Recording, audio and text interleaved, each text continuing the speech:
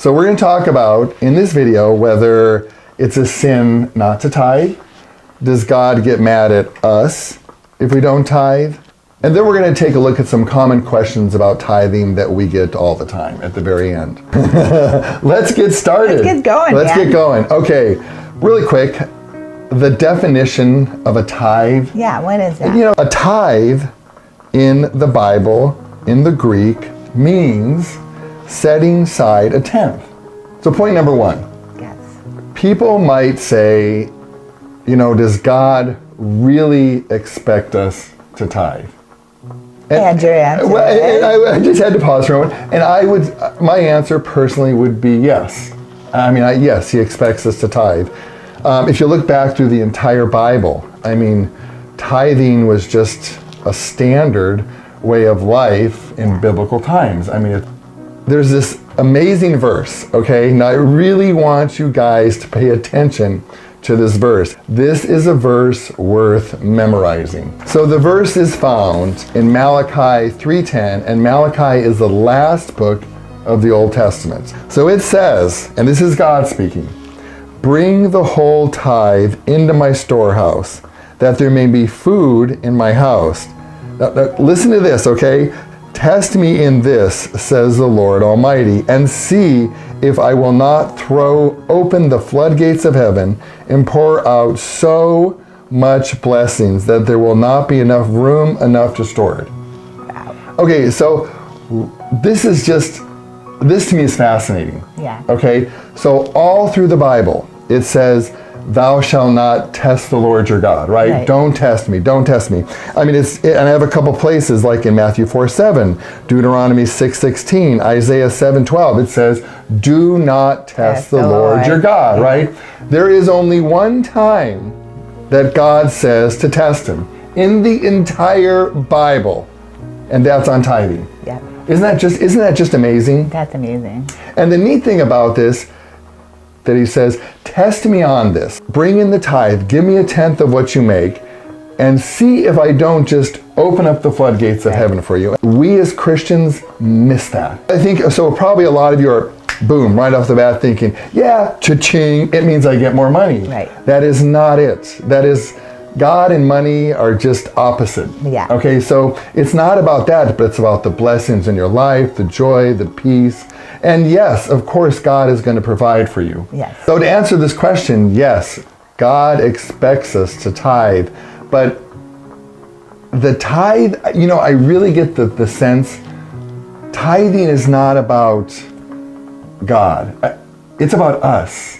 I mean, God doesn't need our money. Right. I mean, he's God. He could create money. I mean, you know what I mean? He's God. He doesn't really need our money, but it's a matter of us and our hearts. Well, that brings us into number 2. Okay, so what's number 2? And that's about community. Tithing really helps the whole body of believers. Yeah. And just a personal note from our side as an example of that, when I was really sick, we were barely making it for money. I mean, we didn't really know where the next rent was going to come from. Right. We really didn't. And we were involved in an amazing church. And people in the church knew about our sicknesses. They cared about us. And people in the church, and we don't know who because they wanted to remain anonymous, were giving us money. And each month we were able to pay the rent. And on the other side, I guess on the other side of receiving, that really built up our faith in God, that he provides.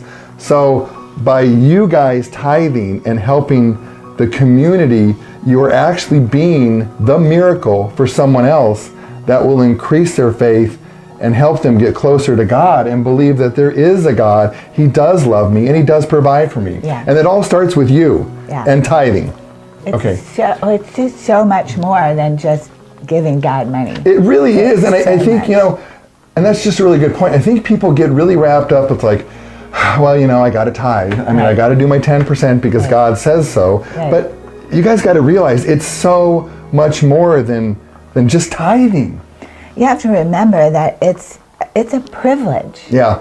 from God. It's not a duty. No. It's not just about tithing, you know, I mean, Yeah. we look I at it think like... we tag that word on there and everybody kind of cringes because it's like, And so I think that if we start to look at it more in a way that we're helping others and how this helps God's kingdom, it just changes tithing into something different. And I like this part in Matthew, Matthew 25, and it's 35 through 40, and I'll just kind of touch base on it. It's kind of this part where, you know, Jesus said, when I was hungry, you gave me food. When I was thirsty, you gave me a drink. And when I needed clothes, you gave me clothes. And everybody was like, well, when did we do that for you? I mean, Jesus. And he said, well, when you did this for the least of my brothers and sisters, you did this for me. Right. All right, so number three. Number three. Ready? 6 or 3. What? Well, okay, then you just do it. Number 3. Okay, number 3, there. To be politically correct, it sets your priorities straight in life. I come first, then you. No, honey, I'm sorry, but God might be a little bit above you, okay? I love you, but God does come first. And know what I mean by this is that, you know, our whole world revolves around money, the government, people. I mean, we're comparing ourselves to like what the Joneses have. I mean, it's an unfortunate fact, but you got to have money to pay the rent. It's like our social status is at times of what you own and what you have, and do you have the latest iPhone? And if you have the latest iPhone, everybody's like, ooh, I want that iPhone, you must be so nice and cool, right? It really helps us keep our priorities in check so we really don't worship and go after the things of the world, but we keep the things of heaven in mind. All through the Bible, you know, there's this conflict between God and money. And I think God put that in the Bible because he knows that we struggle with it. I mean, I struggle with it. You know, and there's 2 really great verses that Kim's going to read that are in Matthew that define it or explain it a little bit. It does. It helps quite a bit. Yeah. Okay, so the first one we're going to read is Matthew 6:24. Okay, so it says, no one can serve 2 masters, for either he will hate the one and love the other, or he will be devoted to the one and despise the other. You cannot serve God and money. See, and I love how he puts, well, you might be able to serve God and money. Well, you know, if you balance it, you can. I mean, he says you cannot. I mean, those are strong words. There was a time in my life that, again, I really wanted a lot of things in my life and possessions, and I was younger. But this verse is really true. The closer that I get to God, the more I hate money. Because I hate how it controls our life. I hate what it does to people. I hate how it corrupts the government. And you really start to really hate what money does to people and love God. So the verse is really true, and it took me a while to get there. Yeah, it really does. And it makes you realize how much you don't need it for all those things. You don't need it because they're not going with you to heaven. Can't take you to heaven. You can put it in the coffin, but it ain't going with you, right? Yeah. So, and then another verse we have is Matthew 19:24. And it says, again, I tell you, and a lot of people look at this and go, what? Right? It is easier for a camel to go through the eye of a needle than for a rich person to enter the kingdom of God. But I guess really quick, the point is that it's easier for a camel to go to the eye of the needle, which Kim's going to kind of give you a little tidbit on, which is really cool, than a rich man going to heaven. Everybody thinks it's an eye of a needle. It's like kind of. But it's actually a door in Jerusalem, and into the marketplace they have this big door for the camels to go through, and all the carts and all the stuff. And then they have a little door that's for people. And so that little door is portrayed as the eye of the needle. Right. It's actually called the eye of the needle. It'd be kind of funny as shoving a camel through this little toy. Well, I think back then they had, the writer had to use an analogy. Yeah. And probably the people living in Jerusalem go, there's no way that camel's going through that door. I mean, it's this monster. So it was a really great analogy to say, well, it's impossible. Yeah, it's just the rich man too. Yeah. Let me give you a quote from Billy Graham. It says, the deeper question you see is this: what has priority in our lives? Is Christ really first? Or do we put ourselves and our own interests first? Make sure Christ is first in your life, then ask him to guide you. Mm-hmm. So I think it's really cool. I mean, it's just that whole thing of tithing helps you keep your life and your priorities on God. Right, in line with the Bible. Yeah. So the last one, and the big one of why you should tithe, okay, is trust. Yeah. And our world trusts money. And it's a false sense of security. And the fact of the matter, and you guys have seen this all over, I mean, with COVID and stuff, money can be gone like that. Right.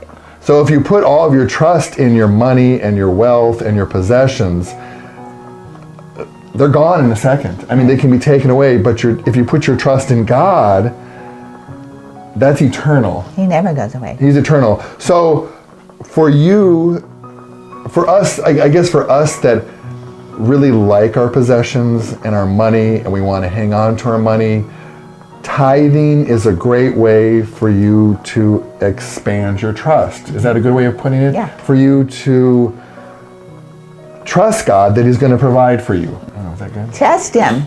Test him, yeah. Test him.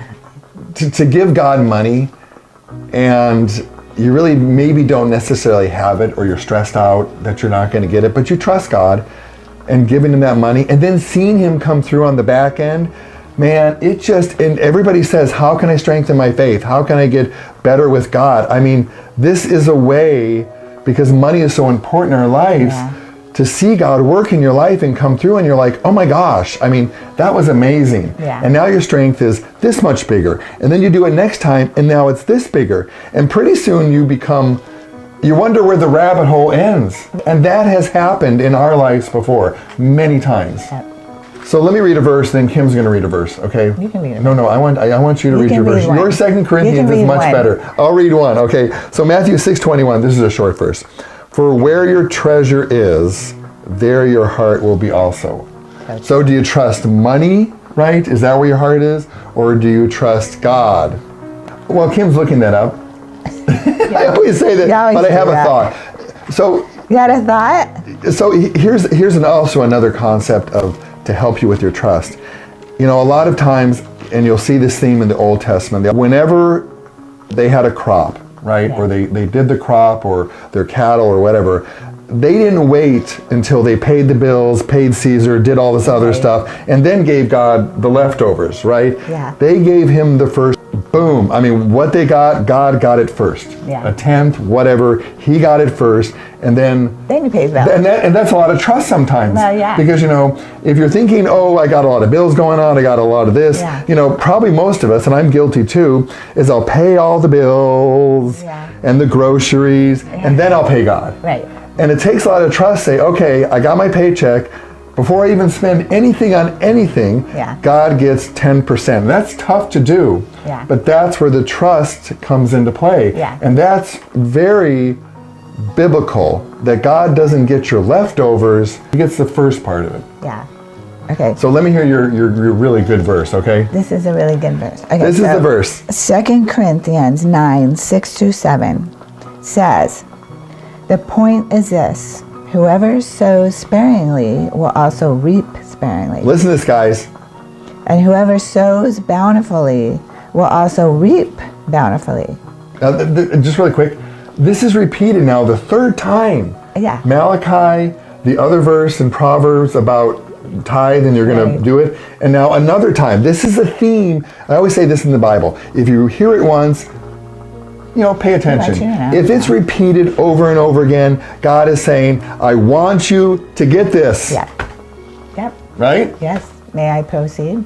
I am sorry. I have diarrhea of the mouth. Each one must give as he has decided in his heart, not reluctantly or under compulsion, for God loves a cheerful giver.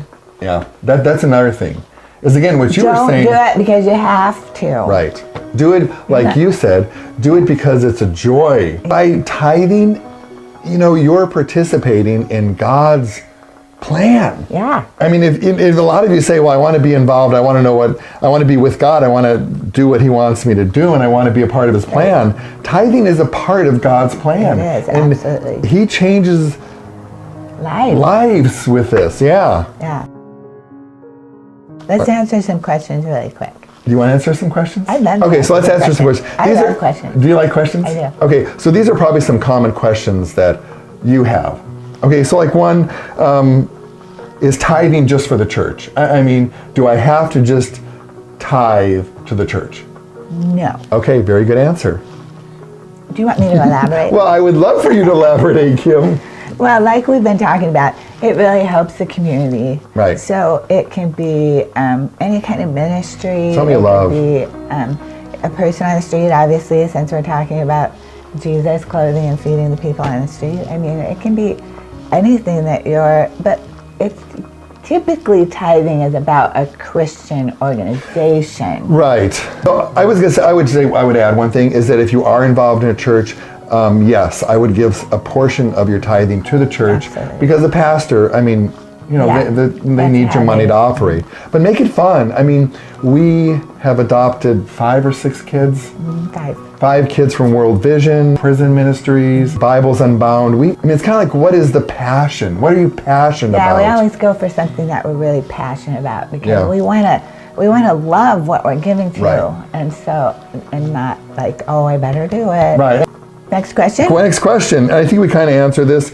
Can tithing, can I give to other people? Is that part of my tithe? Like just a friend that's not in a Christian organization. Right. Yeah. Or like someone that needs help. I mean, I wouldn't put all of your tithing into it because you don't know what that person's going to do with the money. Right. But you know that Christian organizations their mission is expanding the gospel of Jesus Christ, right? So, and I think maybe if it was a situation with a friend or somebody that needed something, it might be a way of kind of bringing Jesus into the picture. So. Yeah. So I have another good quote, and then we'll answer the question, okay? Is it a sin, or does God get mad at me? Okay? So the quote is from Jim George, and it says, the basic question is not how much of our money we should give God, our money, but how much of God's money should we keep for ourselves? Yeah. Boom. Right? Right? I mean, okay, so, yeah, you think about that. I mean, it says, I think in James, every good gift comes from God, right? So everything God, your paycheck, I mean, yeah, you're right, you're working for it, you're doing that, but it is God's money. I mean, you have that job because of God. If you believe that God's, in control of every aspect of your life, so how much of God's money are you going to keep for yourself? Okay, so then the question is is it a sin? Let's tackle that first. Is it a sin? If you don't tithe, is it a sin? So no, I would say it's not a sin to tithe. To not tithe. To not tithe, right, I'm sorry. But not tithing hurts you as a person and as a Christian, right? And is God mad or disappointed? I would not say he's mad. No. I would say maybe though he wants the best for you in your life. He wants you to be happy. He wants you to be joyful. He wants you to live a very fruitful life. But by not tithing, you're missing out on the blessings that he has for you. So I wouldn't call it disappointment, but maybe he knows there's so much more for you, and you are hindering that by not trusting God with your money. Okay, here's another one. Here's a good question for COVID, okay? Do I have to tithe since some churches are closed? Right. So, you want to take this one then? Well, I mean, because it's a really relevant question. It is really relevant, and I believe that, yes, we do, mainly because we need to be supporting the whole church staff Yeah. right now because they're all struggling, just as we all are. They But, still have bills to pay. you know, and they're still having online services, most of them. So, and in church, some people are starting to have in church, but they're so small, you know, and most people won't give to the church unless they're sitting there with an offering Right. plate. So Right. you can give online. Yeah, I was just going to say that. Right. I mean, yeah, don't use this as an excuse. It's like, you don't say, well, you know, because the churches are closed, I don't have to tithe. Right. Because, you know, no. Right. That's the wrong attitude. I promise you, they all have online giving. Yep. The churches are doing their best job they can. And we need, guys, right now, our churches to survive Yeah. what's going on in the government, the persecution that's going on. Yeah. So we need to support our churches or we will lose them. That'd be obsolete. We need to take a stand at. We need to be proactive. Yep. Next question is, and this is probably a big one. I don't want to tithe because the churches have too much money anyways, and they use the money for the wrong things. On pause. Well, before you're thinking, because I can see the steam coming out of your ears. Well, you know, I would say yes. In everything in life, there's good and bad. I mean, there's good and bad. There's people that take advantage of things, and there's good people. And yeah, I mean, you're right. There are people and churches that do take advantage of tithing, and they make me so angry because it's the wrong. They're doing it for the wrong reasons. Yeah. But don't let that make us bitter. Right. Okay? Because there are a ton of good churches, good people, good organizations that love Jesus to death, and they would love to see him just spread the gospel. Yeah. So do you have something to kind of input? Well, no, I think that, I think that if you feel like your church, maybe you don't trust your church with the money, there's Find still, another church. There's still, well, You know, that too, maybe. but, you give to an organization that you do trust, like Yeah. World Vision, Right. you know. So the last question, and this is probably a really relevant question today, is like, you know what, I'm barely making it. I'm strapped for cash. I'm strapped for cash. I mean, this COVID has wiped me out. I mean, I'm stressed. A lot of us are facing A lot of us are facing that.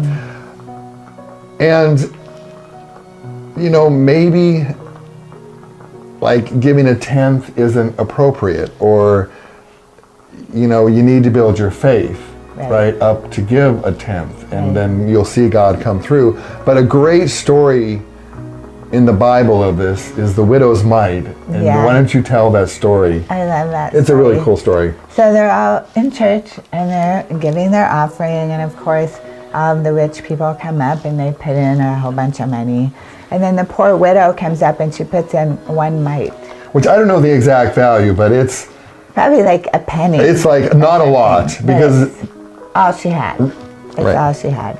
So Jesus addresses the disciples about this, okay, and he says, for they all contributed out of their wealth, talking about all the rich people. yeah, But the widow, out of her poverty, has put in everything she had and all she had to live on. yeah. Again, for her, I think it was a condition of giving. Yeah. I mean, she just wanted to give back, and she gave everything she had. Yeah. I think that's a And great trusted example. God. Yeah. Yeah. Well, we hate to say goodbye, but we're so glad that you joined us. Don't laugh. You want to say goodbye? Jim wants to say goodbye. So, Jim's going bye-bye, and I'm glad that you guys stopped by. And we really hope. I hope this video helped you guys.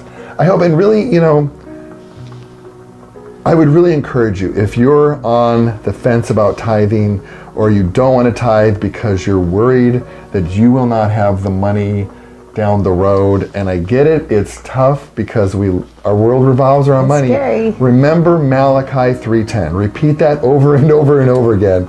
God wants you to test him on this. Yeah. He wants you to test him. And see what happens. Challenge God.